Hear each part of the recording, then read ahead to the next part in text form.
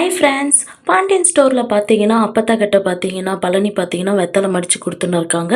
என்ன ஆத்தா நீ எவ்வளோ வெத்தலை தான் போடுவ, நானும் வெத்தலை மடித்து கொடுத்து டயர்ட் ஆகிட்டேன் அப்படின்னு சொல்லிட்டு பேசின்னு இருக்காங்க. அப்பத்தா பார்த்தீங்கன்னா ஏதோ யோசனையாகவே இருக்காங்க. அப்போ பழனி பார்த்தீங்கன்னா ஆத்தா நான் என்ன பேசினு இருக்கேன், நீ என்ன யோசனையாக இருக்க அப்படின்னு சொல்லி கேட்குறாங்க. அதுக்கு அப்பத்தா பார்த்தீங்கன்னா அந்த குமரவேலை பற்றி தான்டா யோசனையாக இருக்குது அப்படின்றாங்க. என்ன ஆத்தா யோசனை அவனை பற்றி, நீ கொஞ்சம் ஓவராக பேசிட்ட, அவன் ஒரு மாதிரியே எழுந்து போயிட்டான்லடா, அதுதான் ஒரு யோசனையா இருக்கு அப்படின்றாங்க.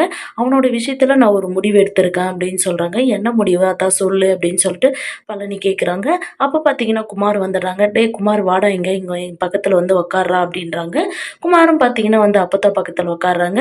சரி உங்க 2 பேரை வச்சுக்கினே நான் இந்த விஷயத்த சொல்றேன் அப்படின்னு சொல்லிட்டு அப்பத்தா பார்த்தீங்கன்னா, டேய் உனக்கு வந்து கல்யாணம் பண்ணலன்னு சொல்லிட்டு யோசிச்சுன்னு இருந்தல்ல, அதே மாதிரி அரசியவே உனக்கு கல்யாணம் பண்ணி வைக்கலான்னு சொல்லிட்டு நான் யோசிக்கிறேன்டா அப்படின்னு சொல்லிட்டு அப்பதான் சொல்றாங்க, "அரிசிய விட்டா உனக்கு வேற எந்த பொண்ணும் கிடைக்காது. நான் வேணா உங்க அத்தை, மாமா கிட்ட பேசுறேன்" அப்படின்னு சொல்லிட்டு சொல்றாங்க. பழனி பார்த்தீங்கன்னா, "என்ன ஆத்தா சொல்ற நீ?" அப்படின்றாங்க. "ஏய் நீ அமைதியா இருடா. குமாரு நீ வந்து பார்த்தீங்கன்னா, இனிமே உங்க அத்தை, மாமா குடும்பத்த அனுசரிச்சு போவியா?" அப்படின்னு சொல்லி கேட்குறாங்க. "அனுசரிச்சு போவேன் அப்பத்தா" அப்படின்னு சொல்லிட்டு குமார் சொல்றாங்க. "அரிசிய நல்லா பார்த்துப்பியாடா கல்யாணம் பண்ணின்னு வந்த பின்னாடின்றாங்க." "நல்லா பார்த்துப்பேன் அப்பத்தா" அப்படின்னு சொல்லிட்டு சொல்றாங்க.